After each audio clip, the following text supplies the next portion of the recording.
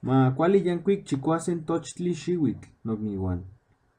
Aprovecho este sencillo pero importante mensaje para darles la bienvenida al Año Nuevo Mesoamericano y desearles lo mejor. El día de hoy, 23 de febrero de 2018, comienza el año 6 conejo según la cuenta de nuestros antepasados. Sé de antemano que hay muchos sitios de internet que establecen otras fechas como el Año Nuevo. Sin embargo, en esta página se siguió una metodología particular que permitió correlacionar que el día 23 de febrero empieza la cuenta del Xiuhpowali. Si así lo desean, estimada audiencia, podemos ahondar en este tema en videos posteriores. De igual manera, si están de acuerdo con la idea, en próximos videos se podría hablar del calendario del Tonalpowali.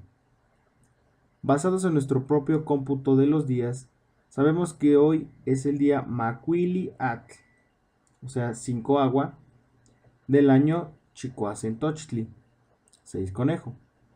Esa sería la fecha en el calendario de los mesoamericanos. El día es del Tonalpowali y el año es del Xiuhpowali.